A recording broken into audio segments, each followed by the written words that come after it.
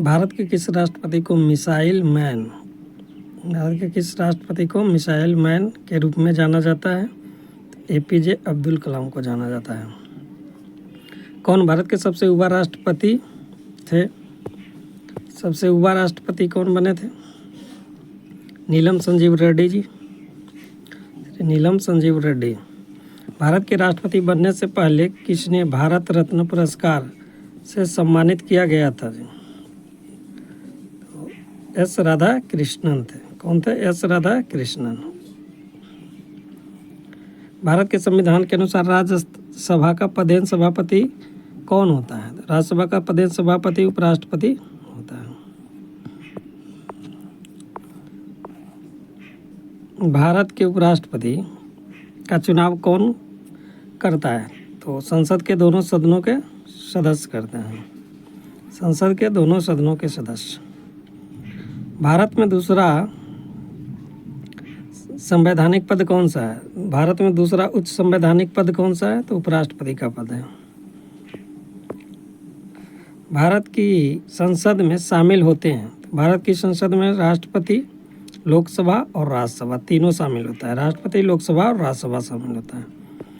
वार्षिक वित्तीय विवरण, जिसे बजट के भाग के रूप में प्रस्तुत किया जाता है, भारतीय संविधान के किस अनुच्छेद के अंतर्गत आता है? किस अनुच्छेद में आता है? अनुच्छेद 112 में आता है। स्वतंत्र भारत की पहली निर्वाचित संसद कब अस्तित्व में आई थी?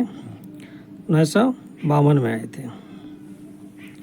भारतीय संविधान के अनुसार यदि संसद के किसी भी सदन का कोई सदस्य सदन की अनुमति के बिना खाली दिन की अवधि तक सभी बैठकों में उपस्थित रहता है तो संसद उसकी सीट को रिक्त घोषित कर सकता है। तो 60 दिन तक अगर रहा तो राष्ट्रपति साहित्य, विज्ञान, कला और समाज सेवा में उत्कृष्टता के आधार पर खालिस्तान सदस्यों को राज्यसभा सदस्य के लिए मनोनीत करते हैं और शेष सदस्य निर्वाचित होते हैं। तो राष्ट्रपति जो होता है 12 सदस्यों को मनोनीत करता है राज्यसभा में। राज्यसभा के पहले सभापति कौन थे? तो राज्यसभा के पहले सभापति डॉक्टर सर्वपल्ली राधाकृष्णन थे। किसी धन विधेयक के लोकसभा में पारित होने के बाद राज्यसभा उस विधेयक को अधिकतम कितने दिनों के भीतर लोकसभा को लौटा सकती है? तो 14 दिन। राज्यसभा का कोरम पूरा करने के लिए कितने सदस्यों की आवश्यकता होती है? 25 सदस्यों की आवश्यकता होती है। राज्यसभा में कितने सदस्य होते हैं? तो राज्यसभा में 250 सदस्य होते हैं। खालिस्तान किसी भी विधेयक को धन विधेयक घोषित करने का निर्णय लेते हैं। धन विधेयक घोषित करने का निर्णय कौन लेता है? लोकसभा अध्यक्ष को अधिकार दिया गया है। कौन तय करता है कि कोई विधेयक धन विधेयक है या नहीं? लोकसभा अध्यक्ष तय करता है कि कोई विधेयक धन विधेयक है या नहीं है।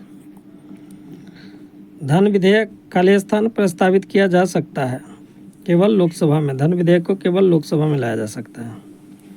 ओम बिरला से पूर्व लोकसभा अध्यक्ष कौन थे? तो सुमित्रा महाजन थे। 2019 के भारतीय आम चुनावों का आयोजन किस लोकसभा के गठन के लिए किया गया था? तो 17वीं लोकसभा थी। वर्तमान में किस राज्य में लोकसभा सीटों की संख्या अधिकतम है? उत्तर प्रदेश में 80 सीट है। लोकसभा में निर्वाचित सदस्यों की कुल संख्या कितनी होती है? 543 होती है। लोकसभा अध्यक्ष का चुनाव किसके द्वारा किया जाता है? तो लोकसभा के अध्यक्ष का चुनाव जो करता है कौन करता है? लोकसभा के सभी सदस्यों के द्वारा होता है। लोकसभा का अध्यक्ष का चुनाव लोकसभा के सभी सदस्य मिलकर करते हैं। कौन दूसरी लोकसभा के अध्यक्ष थे? श्री अनंत सैनम अयंगर थे। अनंत सैनम अयंगर थे दूसरी लोकसभा अध्यक्ष। नवगठित लोकसभा की पहली बैठक की अध्यक्षता कौन करता है जी? तो कार्यवाहक अध्यक्ष करता है। कार्यवाहक अध्यक्ष करता है। 16वीं लोकसभा के अध्यक्ष का नाम क्या था? 16वीं लोकसभा अध्यक्ष का नाम सुमित्रा महाजन। कौन थी? सुमित्रा महाजन थी। संघ के मंत्रिपरिषद में कितने मंत्री शामिल किए जा सकते हैं? तो लोकसभा के कुल सदस्यों का 15% होता है।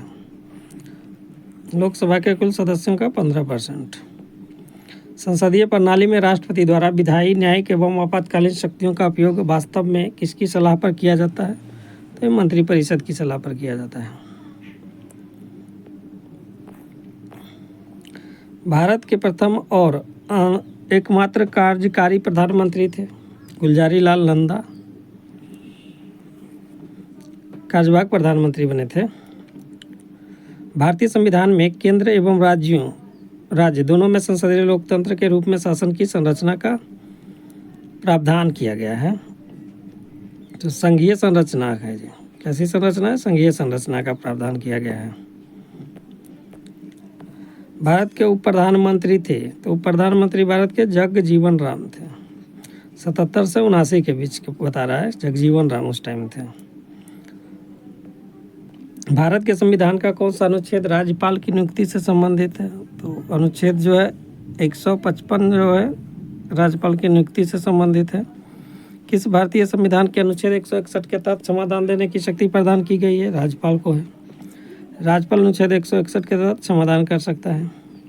भारतीय संविधान के अनुच्छेद 170 के अनुसार प्रत्येक राज्य की विधानसभा खाली स्थान से अधिक नहीं और खाली स्थान से कम सदस्य नहीं होंगे जो राज्य में प्रादेशिक निर्वाचन क्षेत्रों के प्रत्यक्ष निर्वाचन द्वारा चयनित होते हैं। तो 500 से अधिक और 60 से कम नहीं होना चाहिए।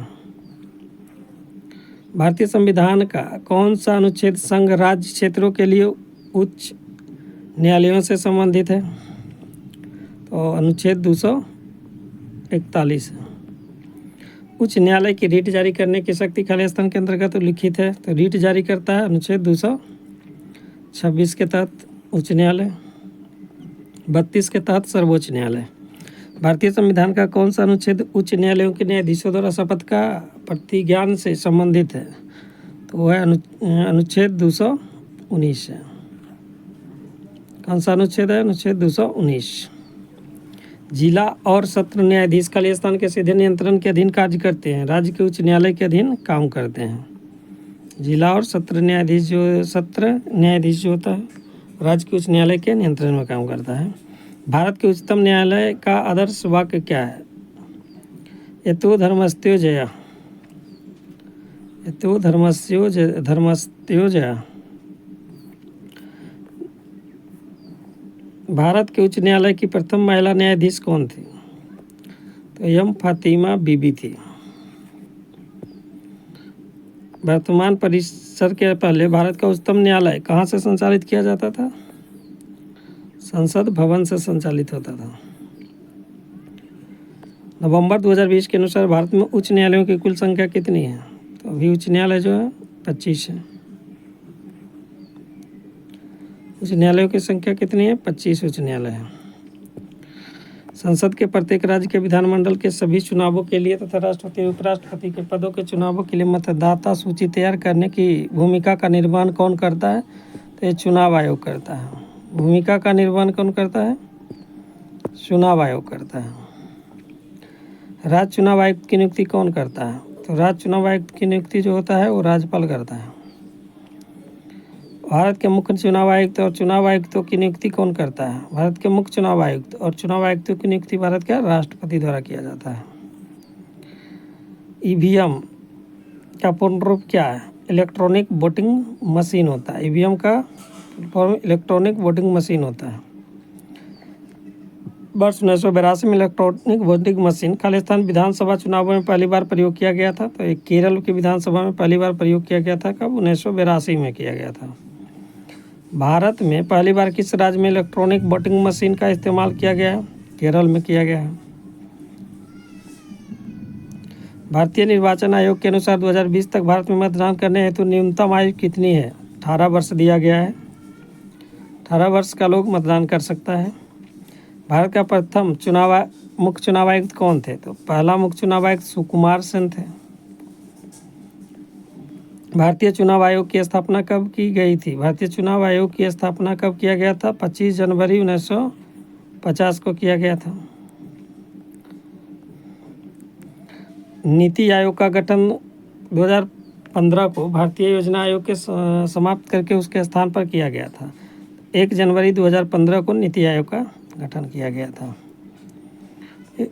भारत की केंद्र सरकार द्वारा भारतीय योजना आयोग को कब भंग किया गया था? 2014 में भंग कर दिया गया था। नीति आयोग के पहले अध्यक्ष कौन थे? तो नरेंद्र मोदी थे। राष्ट्रीय विकास परिषद का अध्यक्ष कौन होता है? तो प्रधानमंत्री होता है, भारत का प्रधानमंत्री। भारतीय संविधान का कौन सा अनुच्छेद पंचायतों के लिए लेखाओं का संपरीक्षा से संबंधित है? तो 243 जे है।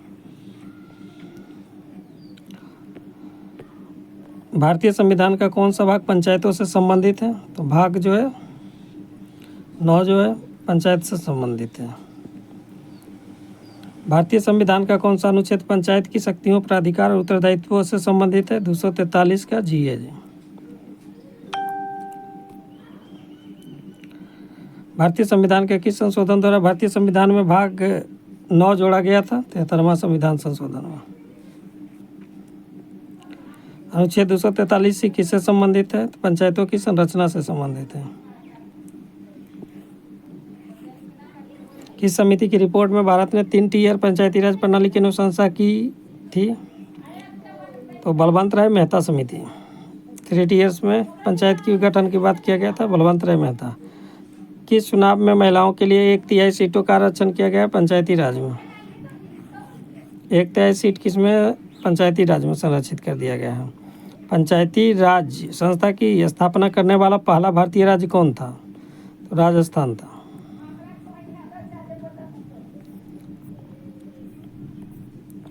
भारतीय संविधान के अनुसार पंचायत सदस्य होने के लिए आवश्यक आयु कितनी है? तो 21 वर्ष है। भारतीय संविधान में संशोधन करने की संसद की शक्ति खाली स्थान में वर्णित है अनुच्छेद 368 में। जम्मू एवं कश्मीर पुनर्गठन विधेयक 2019 गृह मंत्री श्री अमित शाह द्वारा राज्यसभा में पेश किया गया था। संसद के इस अधिनियम को राष्ट्रपति की मंजूरी कब मिली थी? तो राष्ट्रपति को इसकी मंजूरी मिला था 9 अगस्त 2019 को मिला था। अनुच्छेद 51 है जिसमें मौलिक कर्तव्यों का वर्णन है को किस संविधान संशोधन के तहत संविधान में शामिल किया गया? तो अनुच्छेद 42 के तहत किया गया है। भारतीय संविधान के किस अनुच्छेद के अंतर्गत हिंदी को संघ की राजभाषा घोषित किया गया है? अनुच्छेद 343 के फर्स्ट है। भारतीय संविधान के किस अनुच्छेद के अंतर्गत भारत को महान न्यायाधीश की नियुक्ति होती है? तो भारत के महान न्यायाधीश की नियुक्ति अनुच्छेद 76 के तहत किया जाता है। भारत के नियंत्रक एवं महालेखा परीक्षक का सामान्य कार्यकाल कितने वर्ष का होता है? 6 वर्ष का होता है। भारत का राष्ट्रीय वृक्ष कौन सा है? बरगद है। भारत का राष्ट्रीय वृक्ष बरगद है। जन गण मन को संविधान सभा द्वारा आधिकारिक रूप से भारत के राष्ट्रगान के रूप में कब स्वीकार किया गया था? तो 24 जनवरी 1950 को स्वीकार किया गया था। विशाल गिलहरी किस राज्य की राजकीय पशु है? तो महाराष्ट्र का है गिलहरी। अंडमान निकोबार द्वीप का राजकीय पक्षी कौन सा है? Would pin. अंडमान निकोबार का कौन है? वुड पिजन है।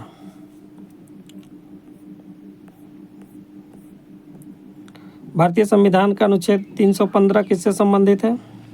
तो यूपीएससी और एसपीएससी की स्थापना से संबंधित है। यूपीएससी और एसपीएससी की स्थापना से संबंधित है। कौन सी समिति भारत में कर सुधारों से संबंधित है? राजा चेलैया जो समिति है कर सुधार से संबंधित है। राजा चेलैया समिति का संबंध कर सुधार से। 1960 में तत्कालीन बॉम्बे राज्य का वर्तमान महाराष्ट्र और गुजरात राज्य बनाने के लिए विभाजित किया गया था। तो 60 में जब विभाजित होता है महाराष्ट्र और गुजरात बनाया जाता है, बॉम्बे को विभाजित कर दिया जाता है। आरटीआई अधिनियम कब प्रभावी हुआ था? अक्टूबर 2005 में प्रभावी हुआ था। भारत के संविधान के खालिस्तान के खंड 2 के अनुसार भारत के राष्ट्रपति भारत के मुख्य न्यायाधीश को नियुक्त करते हैं। अनुच्छेद 124 के तहत करते हैं। संविधान के अनुच्छेद खालिस्तान जो राज्य के नीति निर्देशक तत्वों में से एक को प्रतिष्ठित करता है में यह निर्देश किया गया है कि राज्य ग्राम पंचायतों का संगठन करने के लिए कदम उठाएगा और ऐसी शक्तियां और अधिकार प्रदान करेगा जो उन्हें स्वायत्त शासन की इकाइयों के रूप में कार्य करने योग्य बनाने के लिए आवश्यक हो। तो ये होता है 40। भारतीय संविधान का कौन सा अनुच्छेद नागरिकों के लिए एक समान सिविल संहिता से संबंधित है? तो अनुच्छेद 44। भारतीय संविधान के अनुच्छेद 89 के एक प्रावधान के अनुसार राज्यसभा का प्रधान सभापति कौन होता है? भारत के उपराष्ट्रपति। भारतीय संविधान में मूल कर्तव्यों को शामिल करने की अनुशंसा करने वाली समिति का गठन किस प्रधानमंत्री ने किया था? तो इंदिरा गांधी। राज्य के राज्यपाल का एक राज्य से दूसरे राज्य में स्थानांतरण भारत के खालिस्तान द्वारा होता है तो राष्ट्रपति करता है। राज्यपाल का जो स्थानांतरण करता है कौन करता है? तो राष्ट्रपति करता है। भारतीय संविधान के किस अनुच्छेद के अनुसार 14 वर्ष से कम आयु के किसी बालक किसी कारखाने या खान में काम करने के लिए या किसी अन्य खतरनाक नियोजन में नियुक्त नहीं किया जा सकता है? तो किस अनुच्छेद के तहत ये बात किया गया? तो अनुच्छेद 24 के तहत किया गया है। किस अनुच्छेद में वर्णित है कि राज्यपाल में राज्य की कार्यवाही शक्ति निहित होती है? तो अनुच्छेद 154 में है। संविधान का कौन सा अधिनियम शहरी स्थानीय निकायों की संरचना जनादेश के लिए एक समान संरचना प्रदान करता है ताकि वे स्थानीय स्वशासन की प्रभावी लोकतांत्रिक इकाइयों के रूप में कार्य कर सके? तो 74वां संविधान संशोधन 1992 में किया गया था। मौलिक कर्तव्यों को भारतीय संविधान में किस संशोधन द्वारा जोड़ा गया था? मौलिक कर्तव्य जो जोड़ा गया था 42वां संविधान संशोधन में जोड़ा गया था। मूल अधिकारों के हनन के मामले में भारतीय संविधान के इनमें से किस अनुच्छेद के तहत भारत के उच्चतम न्यायालय में सीधे याचिका दायर की जा सकती है? अनुच्छेद 32 के तहत कर सकता है। 30 जून 2022 तक संविधान की 8वीं अनुसूची के अनुसार भारत में कितनी आधिकारिक भाषाएं हैं? तो 22 भाषाएं हैं। आधिकारिक भाषाएं भारत में कितनी हैं? 22 भाषाएं हैं। किस वर्ष प्रथम राज्य पुनर्गठन आयोग की स्थापना हुई थी? तो 1953 में। राज्य पुनर्गठन आयोग की स्थापना कब किया गया था? 1953 में किया गया था।